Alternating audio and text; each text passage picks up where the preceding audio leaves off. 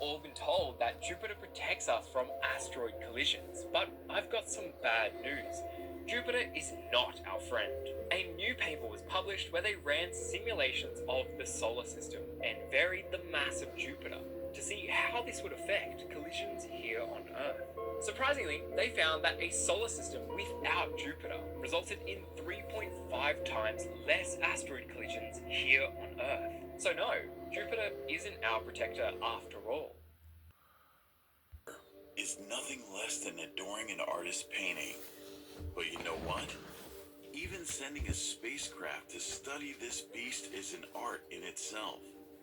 This planet is about 628 million kilometers away from us, and it takes care of Earth better than us. For billions of years, Jupiter has deflected the paths of hazardous asteroids that could have hit our planet. Being the largest planet, Jupiter holds the secrets of the early solar system. Unfortunately, sending a spacecraft to study this planet is not easy. The gas giant's distance and deadly radiation make it extremely challenging for a space probe to orbit or fly by Jupiter. To date, 9 spacecraft have said hello to Jupiter, out of which most were flyby missions. But wait, this video isn't about any of these missions. Instead, it's about one of the most complicated space missions NASA exclusively launched to study this planet. I am talking about the Juno spacecraft, a $1.5 billion mission that completed a decade in space in 2021. And today, I'll take you on a voyage of Juno's incredible journey to Jupiter. NASA's Juno probe sat nestled in an Atlas rocket to begin its 5 years long journey towards Jupiter. Juno was specially designed to study the origin and evolution of gas giants. At the same time, it was made sturdy enough to withstand the harsh and unforgiving environment that the planet was going to offer. And with this, the journey to the 5th planet of our solar system began. But the trip to Jupiter wasn't straightforward. Instead, Juno followed a complicated trajectory. So to begin with, Juno was placed on a path that took it beyond the orbit of Mars. Next, it performed deep space maneuvers that brought the spacecraft back to Earth for a much-needed gravity assist. Finally, the probe moved past Earth in October 2013, and this flyby boosted its speed by more than 3.9 kilometers per second, eventually setting it on a course to Jupiter. Now traveling at 93,000 miles per hour, Juno continued its long journey of over 2 years towards Jupiter. During these 2 years, it was mainly placed in a safe mode, which shut down all the non-essential systems. Finally, in January 2016, Juno began its ultimate approach to Jupiter. During this period, it captured a spectacular time-lapse video of Jupiter and its 4 Galilean moons. The video consisted of a sequence of images taken 5 days before the spacecraft arrived at Jupiter, precisely at 4.8 million kilometers away from the gas giant. Finally, in July 2016, after a long journey of 5 years, Juno arrived at Jupiter. At this point, Juno was the fastest ever craft in human history. So to slow down, Juno performed several maneuvers that eventually put it into an elliptical orbit around Jupiter. The trajectory was designed to keep the probe at a safe distance from Jupiter's harmful radiations and close enough to make precise observations. In August 2016, Juno completed its first orbit around Jupiter. It captured some of the most mesmerizing pictures of the planet, including an enhanced image revealing bluish cloud structures not found anywhere else in the solar system. Juno also captured the beautiful aurora at the gas giant south poles in infrared light, normally invisible to human eyes. Jupiter has the strongest auroras in the entire solar system, and scientists were never able to understand what caused these unusual auroras. However, Juno provided some answers for the same. The spacecraft hinted that the Jovian auroras are probably the result of some processes occurring deep inside the gas giant, instead of being caused by the sun's energy as on Earth.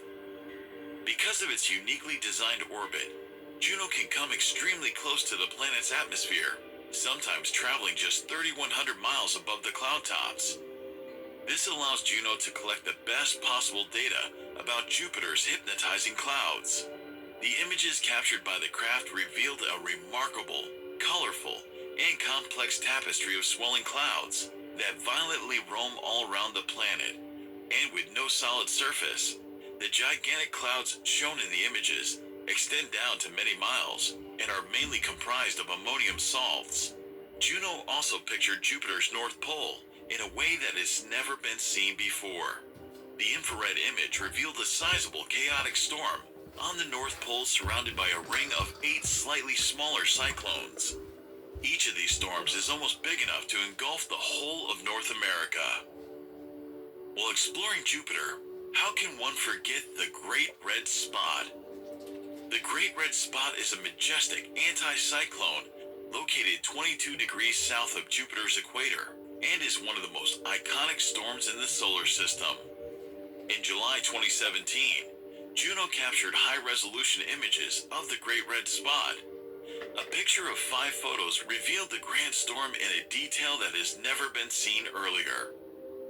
Juno plumbed the Great Red Spot's depth and showed that its roots are 200 miles, nearly 50 to 100 times deep as Earth's oceans. The spacecraft has discovered several new storms raging across the gas giant. Along with this, the space probe directly detected Jupiter's internal magnetic field.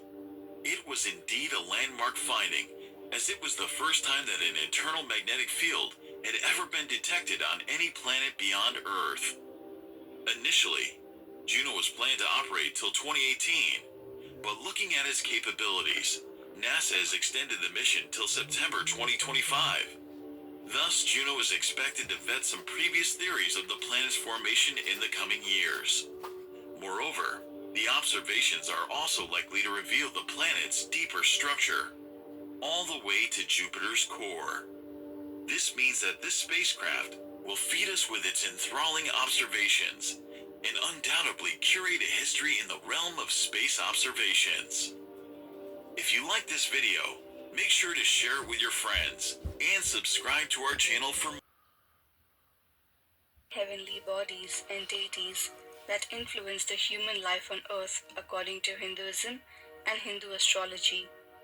This video will narrate to you the various aspects and stories associated with the 6th of the Navagraha, Brihaspati. To know more about the other planets of Navagraha is the Navagraha deity representing the giant planet Jupiter. He is a wise god who is considered to be the lord of sacred speech. Due to his immense wisdom, he was appointed as the mentor of all the Devas, and thus he is also known as Guru Brihaspati. Hence, Thursday is called both Brihaspativar and Guruvar, which is the day associated with this deity. When Lord Brahma began creating the universe, he created the 7 Saptarishis and instructed them to aid him in his creation by engaging in procreation. The 7 rishis were Vashishtha, Marichi, Pulastya, Pulaha, Atri, Angiras, and Kratu. Brihaspati or Jupiter was born to sage Angiras. Brihaspati grew up learning all the 4 Vedas and mastered them. He then performed severe penance to Lord Shiva on the banks of Prabhas, and the Lord granted him a significant planetary position and appointed him as a Devaguru. Thus, Brihaspati also came to be known as Guru and was concerned with the spiritual welfare of the Devas in the heavens. Brihaspati, being the official Guru of the Devas, was concerned with the consistent war between the Devas and the Asuras. Although the Devas had consumed the Amrit from the Samudra Manthan, the Asuras, with the help of their Guru Shukracharya, would rise from the dead with his Mrita Sanjeevani mantra. This resulted in constant tiring out for the Devas, who went pleading to their Devaguru for a permanent solution to stop the demons from harassing the heavens. Eventually, Brihaspati found out that this mantra, when instructed to a Sishya, the teacher would lose his power of using this mantra. So Brihaspati once sent his son Kacha to learn the secret of the Mrita Sanjeevani mantra from Shukracharya.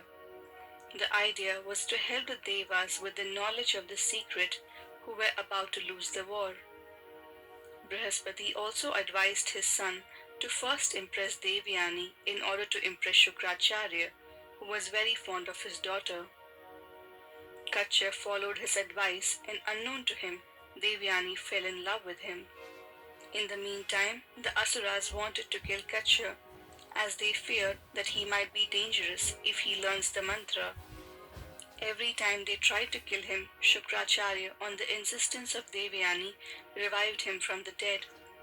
The Asuras finally killed him, burnt his body, and mixed his ashes in the alcohol. Shukracharya learnt of this via his meditation and rushed to the court of the Asuras and consumed all the alcohol. Later, he tried to revive Kacha, who was now in his stomach. He teaches Kacha the mantra and tells him to come out. Kacha comes out by tearing his guru's stomach open and brings his life back with the help of the mantra. Kacha then started his journey back to Devalok when Devyani expressed her love for him and asks him to marry her. Kacha told her that she was like a sister to him as she was the daughter of his guru. This infuriated Devyani, whereby she cursed him that he will not remember the mantra and would never get to use the Mrita Sanjeevani mantra during the time he needs it the most. There is also a story of how Brihaspati left the Devas to teach them a lesson. When things were seemingly fine in the lives of the Devas, Indra began taking his guru for granted and eventually disrespected him several times. He thought they no longer needed a guru, so Brihaspati left the side of the Devas. Once, when required the assistance of a teacher, Indra appointed the Devas a new guru named Vishwarupa. Vishwarupa was related to the Asuras from his maternal side, and therefore, out of his affection, would secretly perform yajna and penance that increased the power of the Asuras. This kept the Asuras satisfied and they were attaining greater powers. The Devas became suspicious of Vishwarupa's intentions, and when the truth was out, an infuriated Indra beheaded Vishwarupa.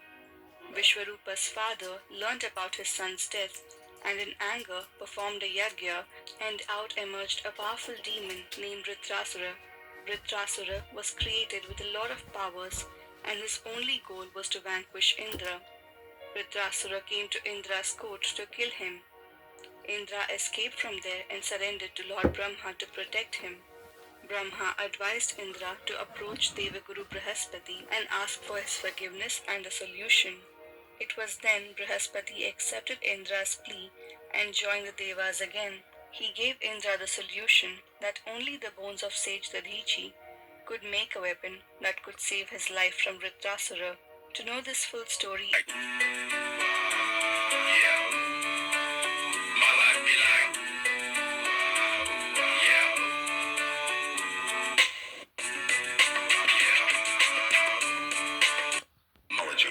one name towers above all others, Zeus, the king of the gods. Zeus, son of Cronus and Rhea, overthrew his father to become the supreme ruler of Mount Olympus. Known for his immense power, Zeus wielded the mighty thunderbolt, a symbol of his authority over gods and men alike. As the god of the sky, thunder, and justice, Zeus maintained order among the deities and was both feared and revered by mortals. But Zeus was not just a ruler. He was also a complex figure, known for his many affairs and legendary tales of heroism and trickery. Zeus, the mightiest of the Olympian gods.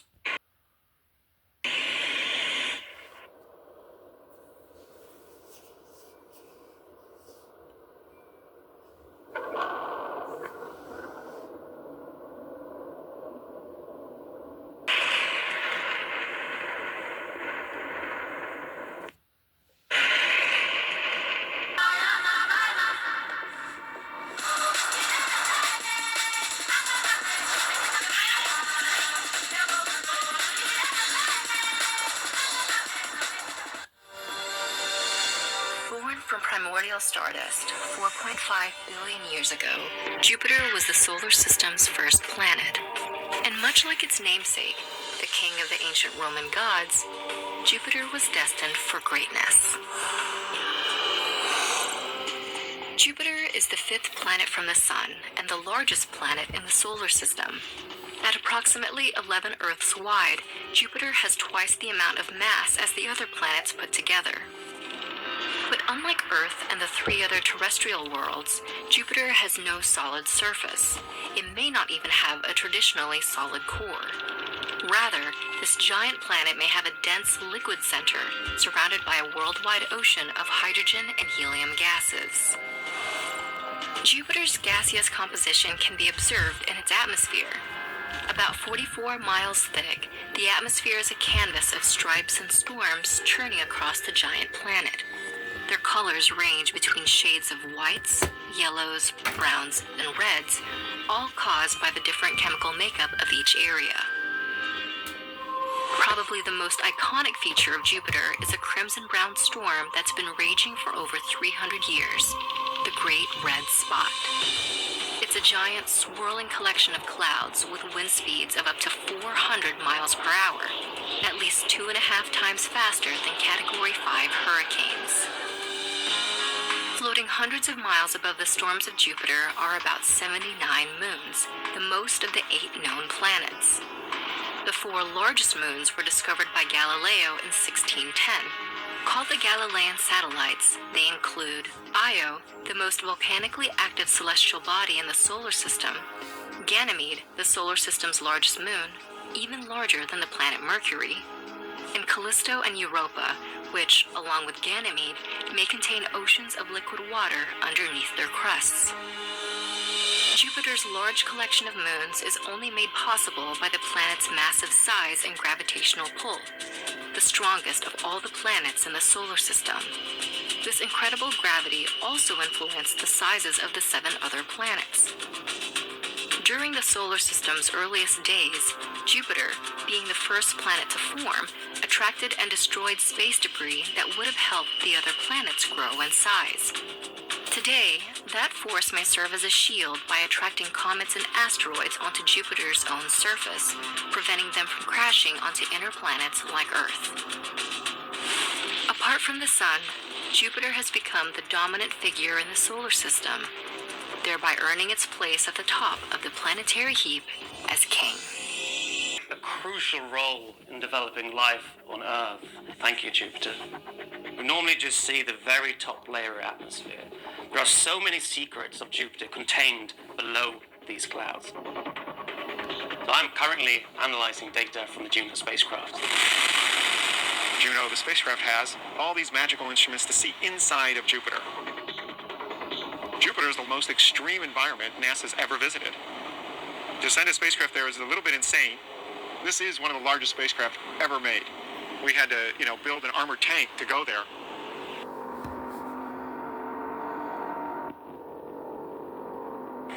Jupiter's radiation environment is the most dangerous environment for a spacecraft to go into.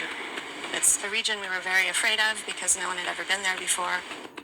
If that doesn't fire just right, you fly right past Jupiter. That's it. You don't go into orbit, you go around the solar system again. By the time you come back to Jupiter, it's decades later. Almost there. It's a very uncomfortable situation.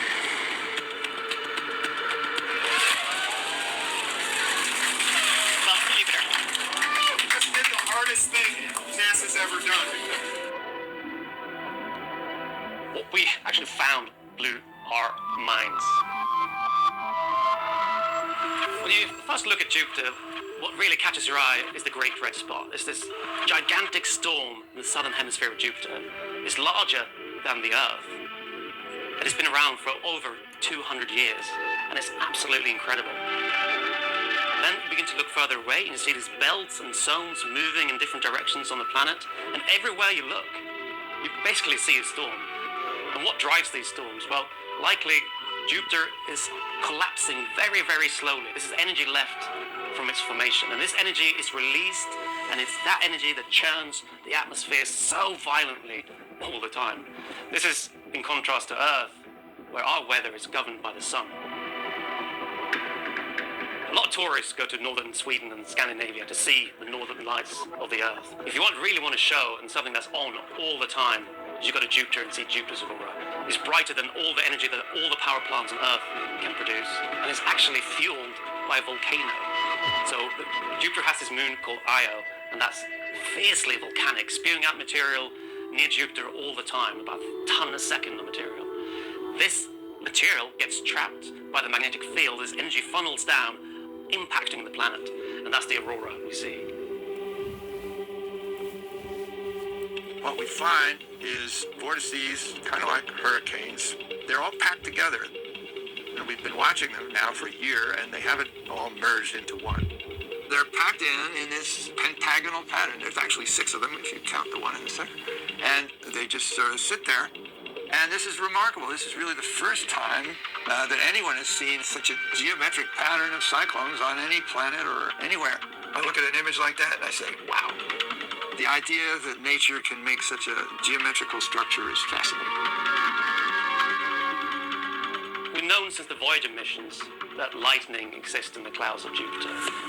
What Juno's found is there's a second form of lightning at Jupiter. This is the signal from the microwave radiometer, and it's measuring the heat of the planet. And every now and then we get a spike. Bam!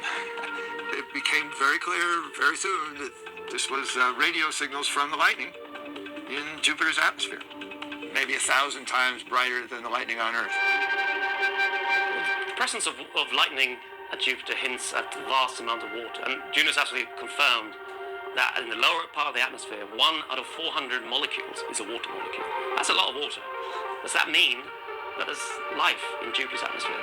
Well, ultimately, we don't know. We have this notion of what life is based on our experience here on Earth. Can we translate that to Jupiter? Can there be life forms floating about in the atmosphere? We don't really know. Jupiter is so massive, about 300 times more heavy than the Earth. And with all this gravitational power comes huge responsibilities. Jupiter originally flung water into the inner solar system, creating the conditions for life on Earth. So thank you, Jupiter. It also likely altered the orbit of an asteroid that killed the dinosaurs 65 million years ago. Jupiter's presence, gravitational presence, is absolutely everywhere. This is the outline of Jupiter, and basically what we're seeing there are just the cloud tops. But what we want to know is what's inside Jupiter. Before Juno, we believed that Jupiter had a really small core onto which gas just stuck by gravitational forces.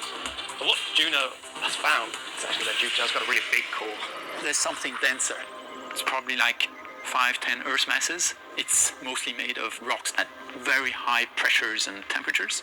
So that shows that Jupiter started its life as a rocky, icy world, and that it captured the gas that was around, the hydrogen and helium. And that formed the giant planet that's Jupiter now. I first became interested in Jupiter when I was at college in Sweden. There was a telescope on the roof, and one night we got to see Jupiter with our own eyes, and it was absolutely extraordinary. A whole different world that I can see right there in the night sky. What would he think about me today? I think he'd be proud, ecstatic.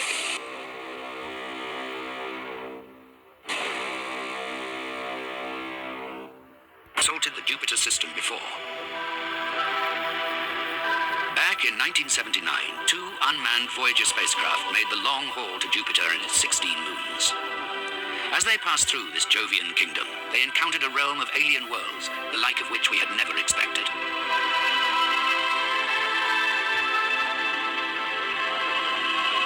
Here were the 4 large moons of Galileo in close-up, the cracked shell of Europa, the strange grooved surface of Ganymede, heavily cratered Callisto, and the volcanic landscape of Io. These images left a powerful impression. I can't get Io out of my mind. It was one of the first things we saw. We saw many beautiful things after that. But Io was so unexpected. Nobody had thought of any place having active volcanism on it other than the Earth. It was a feeling of almost seeing a new world every day when we were going through one of these encounters. Strangest of all was Jupiter. Here, in intricate detail, was the fearsome beauty of the Great Red Spot, a hurricane 3 times the size of Earth. For some unfathomable reason, it's been raging for more than 300 years. It was great being part of Voyager. A scientist really lives for surprises, discoveries, and Voyager just constantly provided them. I had known about the red spot and the 300-year-old storms, but then when I saw everything churning and bubbling and very active, it became harder to understand how these large storms could coexist with all this chaos. The Voyagers brought home to Earth images of a majestic world that had tantalized astronomers for centuries, where strange spots glided across the surface and the clouds swirled like liquid marble.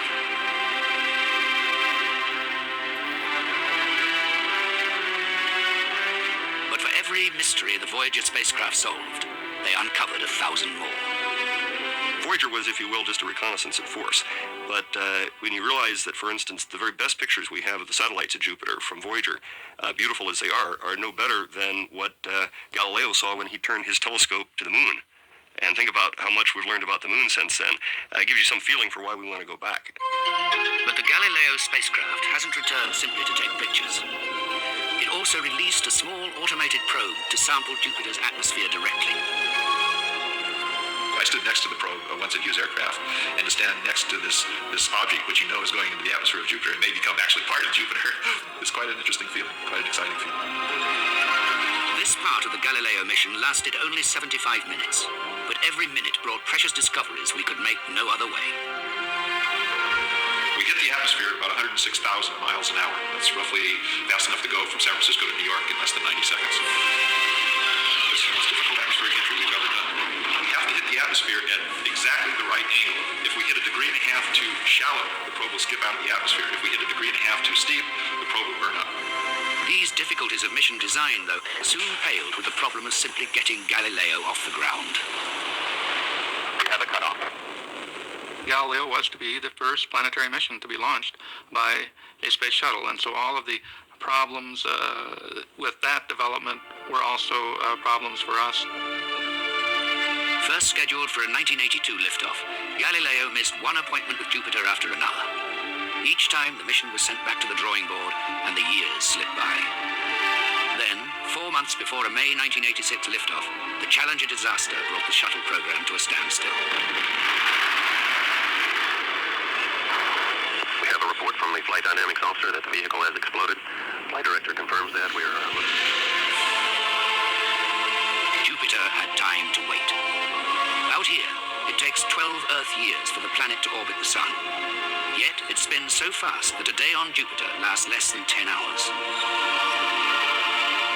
But what really sets Jupiter apart from the Earth is that beneath its colorful clouds, there are no mountains to view and no solid surface to tread. Unlike the Earth, which is made of solid rock, Jupiter is made of hydrogen gas. It doesn't even have a solid surface at all. We know that it's made of hydrogen because we can weigh it by its gravity, its effect on the moons that go around, its spacecraft that fly past, and it just doesn't weigh enough to be made of something solid rock.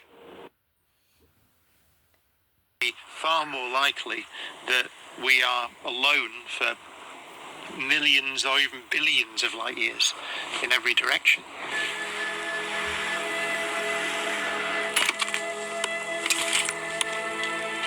Europa is far more dynamic than we'd imagined.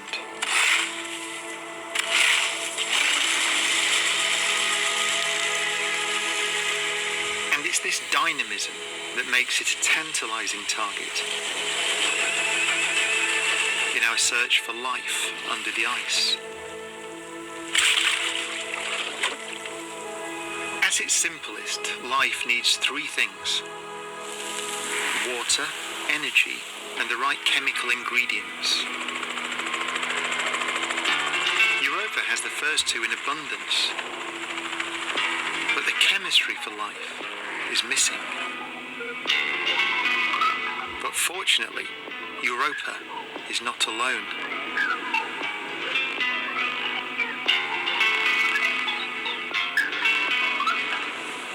Orbiting close by, Io has the missing ingredients we believe necessary for life in abundance. Erupting into space in enormous quantities around Jupiter.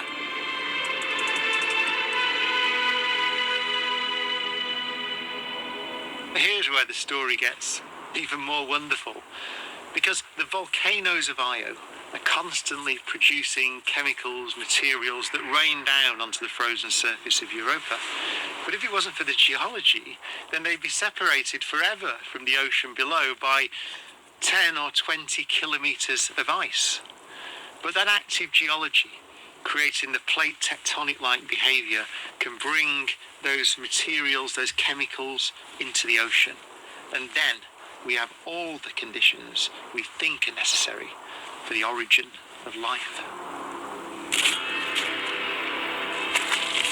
So Europa's dynamic surface may form part of an extraordinary ecosystem, one that stretches from one moon to another. And work is already underway to send robotic probes into that distant icy ocean.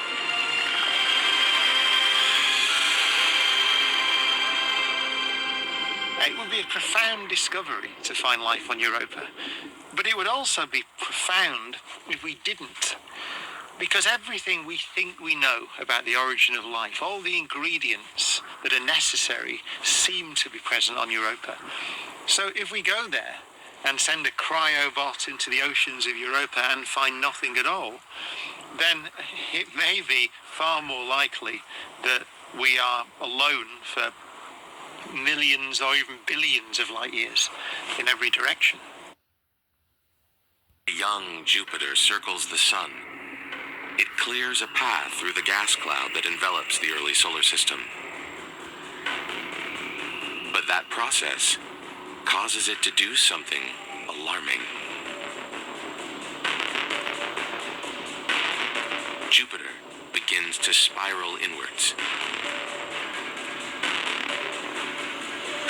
plowing straight through the region of space that would become the asteroid belt.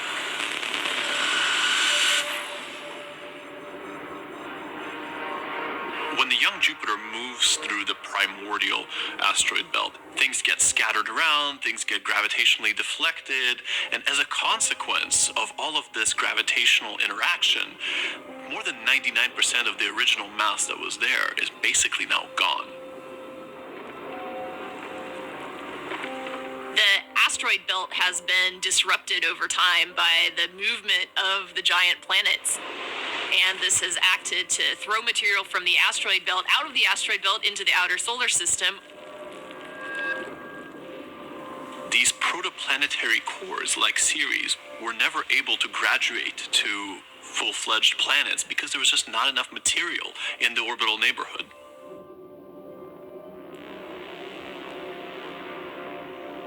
When Jupiter passed through the primordial asteroid belt, it starved Ceres of material, halting its growth. And the dwarf planet was condemned to live out its life as a cold, barren rock.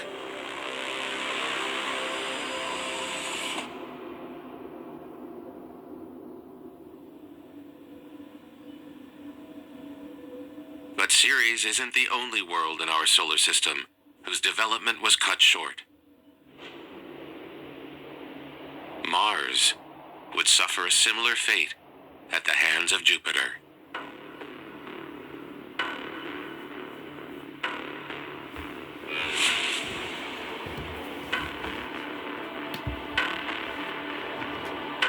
After marauding through what would become the asteroid belt,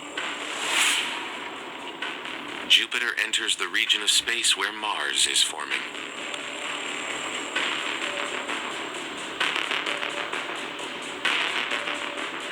Continuing its journey, spiraling towards the Sun.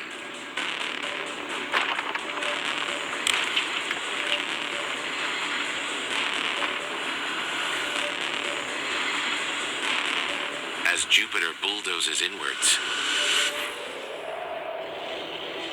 its immense gravity scatters material in all directions.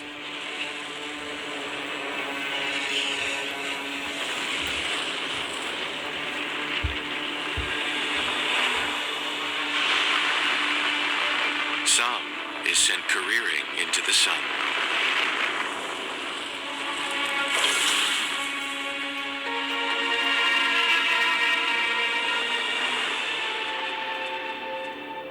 some is thrown out into interstellar space.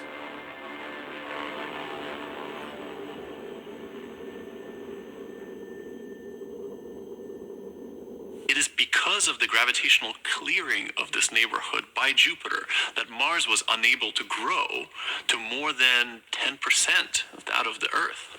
This is why Mars is small.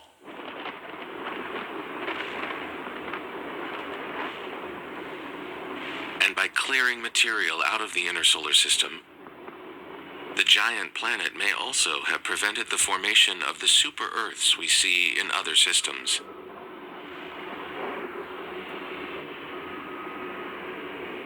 And if it had continued moving inward, our planet too might never have formed.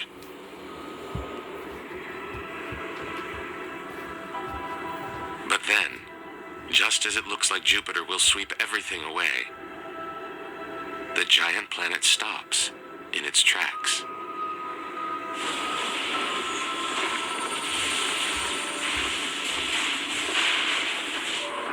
Because in the shadows of the outer solar system,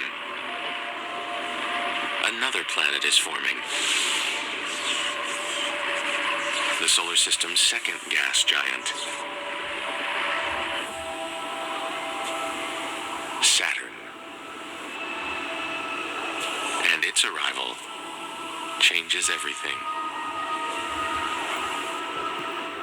As Jupiter moved inwards, Saturn moved inwards and caught up to Jupiter's orbit. When this happened, the two locked into a special configuration known as a mean motion resonance. This is where the planets begin to interact gravitationally in a very coherent manner. And now, locked as a unit, the two reversed their migration course and moved back out. Have you ever experienced... Saturn caused Jupiter to retreat.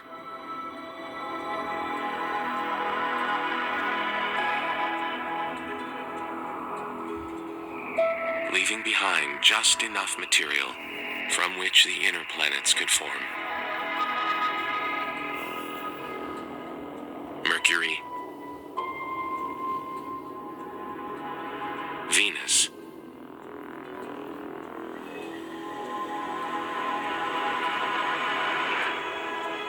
and our home. Earth is in exactly the right location to provide the environment for life to develop. So if Jupiter had moved around even more, who knows? Maybe life never would have developed in the solar system as we know it. And as its voyage across the solar system draws to a close, Jupiter helps to provide our living world with its most precious ingredient.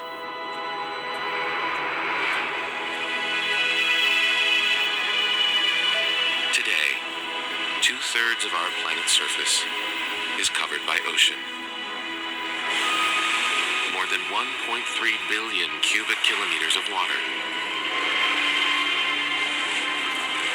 Each drop teeming with life.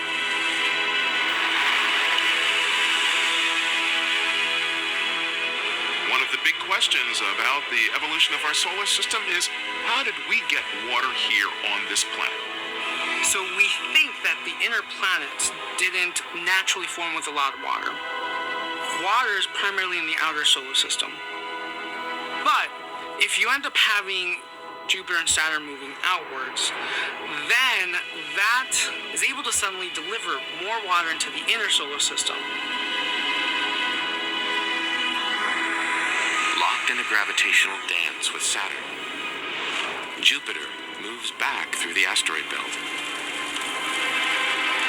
And as it does so, water-rich material is flung inward, where it is incorporated into the growing terrestrial worlds. So the movement of the giant planets have actually played an important role in the delivery of water to the inner solar system. In a sense, it is Jupiter's outwards motion through the asteroid belt that we have to thank for the delivery of water to the surface of the Earth. The Earth would be quite a different planet if not for Jupiter's primordial dance.